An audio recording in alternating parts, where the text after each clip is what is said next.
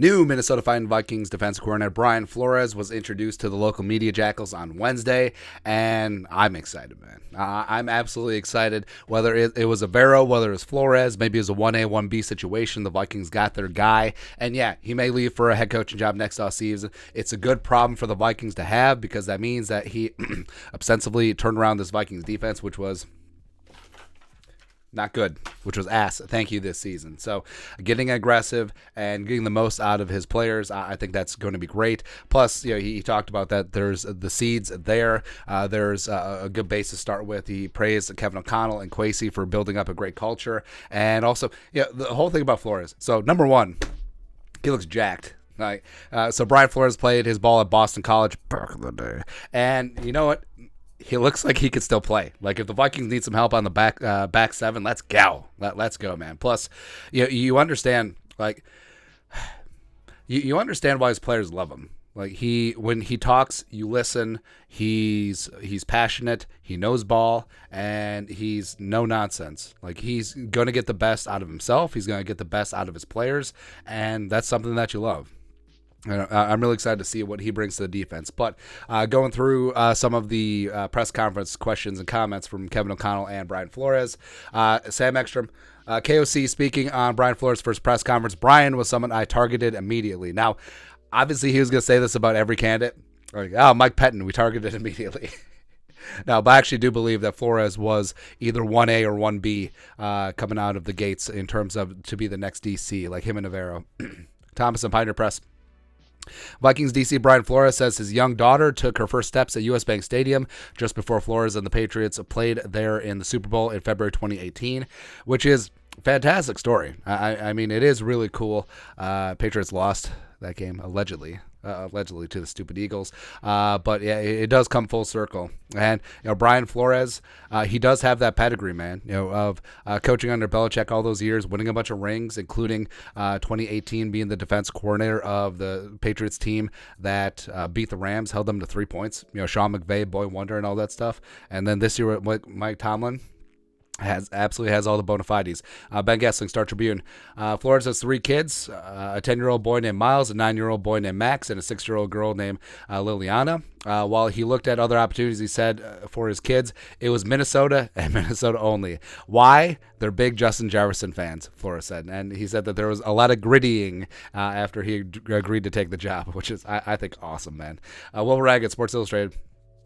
Brian Flores said he immediately felt a strong sense of camaraderie when he met with Kevin O'Connell and Kwesi and Wes Phillips and some other members of the Vikings organization. He feels like this is an opportunity for him to grow professionally and personally.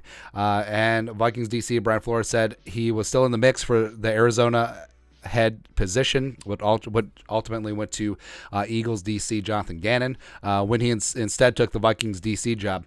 Said it was just a gut feeling that the Vikings situation was a great opportunity for growth. And it is an interesting situation because he could have gone to Denver, which had a lot more talent, or he could have gone to Carolina, where they obviously had a lot more talent. Hence, Avero chose the Panthers over potentially interviewing for the Vikings. But you understand from Flores' point of view, you have one of the worst defenses in the league. If you get this defense even playing mid-level in one season, that's a huge win. That's an absolute huge win, man. So it's a low-pressure, high-reward situation for him.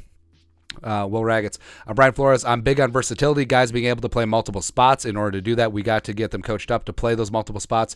We'll cast a wide net to see what we do best, and we'll try to highlight the things our players do well. And that's something that you've seen from his various defenses, whether it be in New England with the McCourty brothers. You look at the Dolphins with guys like Rowe and guys like Javon Holland. So you have guys playing all over the place. Just because you're a safety doesn't mean that you're not going to be lining up in the slot or a cornerback. Just because you're a linebacker doesn't mean that you're not going to be rushing the passer every now and then. Just because you're an edge rusher doesn't mean you're not going to kick inside on passing down. So I think the Vikings have a lot of players that are versatile. You look at Asamoah, you look at Cam Beasley, you look at Harrison Smith, who should be a de facto linebacker. So I'm pretty pumped to see what he's going to do with this personnel. I think he can get a lot more out of him. Ekstrom. Kevin O'Connell says he's excited to see B-Flow apply pressure on weighty downs, a phrase Flores took from Mike Tomlin. I mean, that was so frustrating, where the Vikings would get to third and long occasionally, and there would just be no pressure. The quarterback would have all damn day and then just pick apart soft zone, and every quarterback can do that. When they're protected and you're just sitting back there in coverage where it wasn't disguised, like they knew pre-snap what you're going to do, it's rough, man. Thomason. Flores says that he wants to be aggressive on defense and not reckless. Be reckless. I don't care at this point. Take big swings and just go ahead. Also, Flores had a whole soliloquy about playing a cover zero and zero blitzing. All right, so man-to-man across the board and then just break everyone else. I love it. It's Brian Flores. I'm aggressive by nature. Philosophically, that's something I believe in. Yes, absolutely. Bring it. And Thomason. Flores was asked about possible future head coaching opportunities. I'm where my feet are. I'm very excited to be here. I'm happy here in Minnesota. I really am. Again, it would be a great thing if the Vikings lose Wes Phillips and Brian Flores to head coaching jobs next offseason.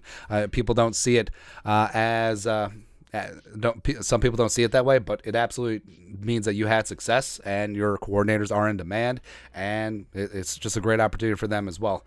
And then Thomason, the seeds are here from a culture standpoint, from a camaraderie standpoint, and of course the big question: 3-4 or 4-3. Thomason, Flores says he'll play a 3-4, but there will be adjustments depending on foe.